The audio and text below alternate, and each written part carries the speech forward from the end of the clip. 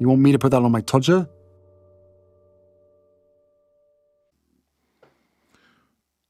Harry's wife, the birth of Archie fiasco. An article in the Mail Online by Lucia Lamery tells us, Royal baby announcements. That statement fiasco after Harry's wife gave birth to Archie. The announcement of a royal birth is steeped in as much tradition and theatre as any of the most glamorous royal occasions. As soon as the baby is born, a proclamation signed by doctors who delivered the boy or girl is rushed from the ward to Buckingham Palace and stands on an easel in the forecourt for the public to see. Celebratory gun salutes are also fired for the birth of every prince or princess, no matter where their place is in the line of succession. Princess Eugenie announced the birth of her new son, Ernest, on Instagram, while Mike Tyndall chose to share that his youngest son, Lucas, had been born during a podcast interview, recounting how Zara had given birth on their bathroom floor. King Charles's birth on the 14th of November 1948 was announced in traditional style, despite the heir to the throne being born late in the evening at 9:14 p.m.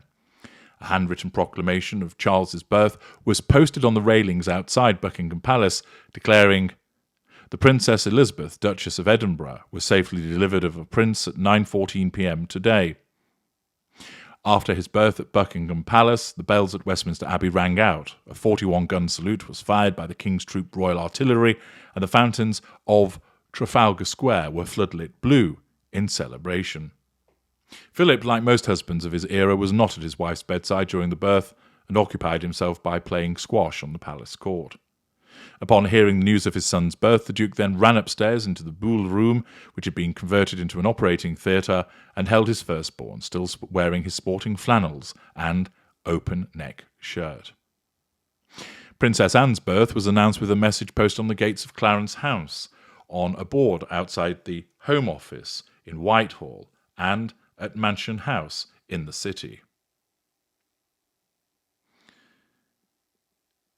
Charles and Princess Diana gave birth to their first son, Prince William, at the Lindo Wing at St Mary's Hospital on 21st of June 1982, making William the first future monarch to be born in a hospital.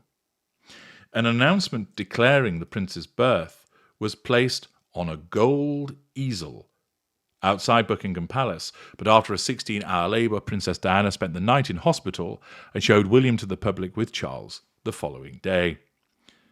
2 years later, Prince Harry's birth was announced in a similar way to his brother, with Charles declaring after the birth that the arrival was much quicker than last time.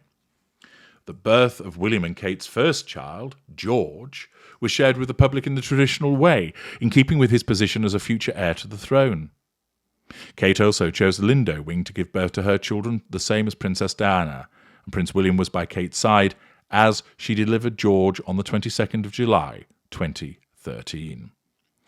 William would then make his first call to the Queen on an encrypted phone, while the public would be informed with a formal notice on a piece of creamy A4-sized Buckingham Palace-headed paper, framed on an easel. And therefore, those were the ways that the announcements would be made. The palace spokesman explained, "We wanted to retain some of the theatre of the notice. It's quite important to us that this is done properly and with the degree of dignity that the birth event demands.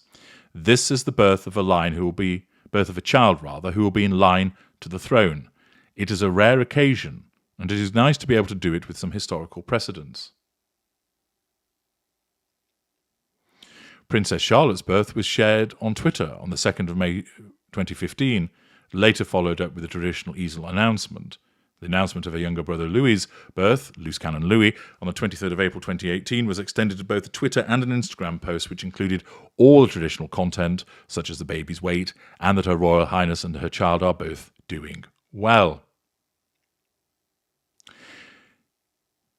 Accordingly, the Mail explains the way that it was always done, but then we come to the Duke and Duchess of Sussex. The Duke and Duchess of Sussex swerved traditional channels, opting for a birth shrouded in secrecy before their social media reveal of baby Archie's birth.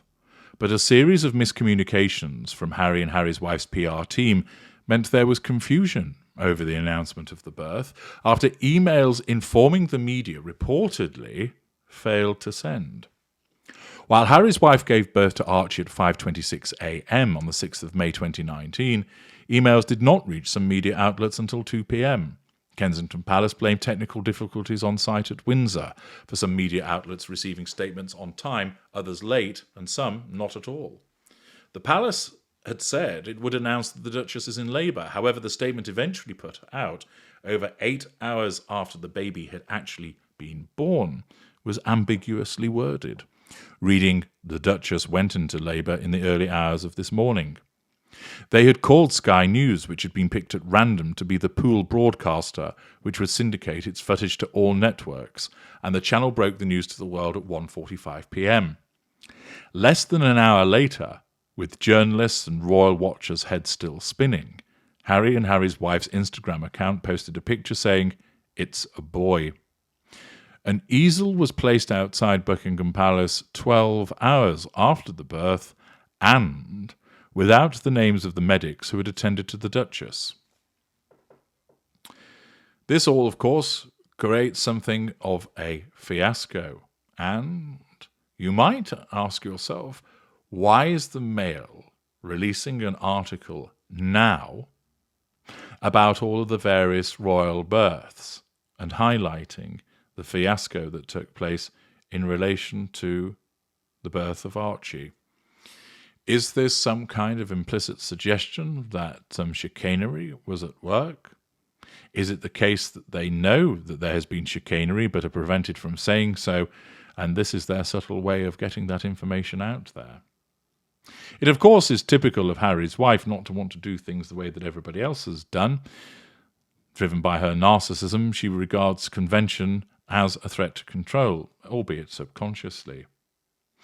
And therefore, that might be the case why things were not done in a conventional fashion. But there is also the suggestion that comes from certain quarters, of course, that she didn't actually give birth. And typically of the Sussexes, that when they tell lies, it shows in a shambolic response that this fiasco that took place around Archie's birth might be representative of the fact that Harry's wife did not actually give birth to him, and that it occurred by virtue of surrogacy. That, of course, is all speculation, but the manner in which the announcements were made and the chaotic nature surrounding them certainly does not do anything to quash the rumours that surrogacy was involved. I'm H.G. Tudor. Thank you for listening.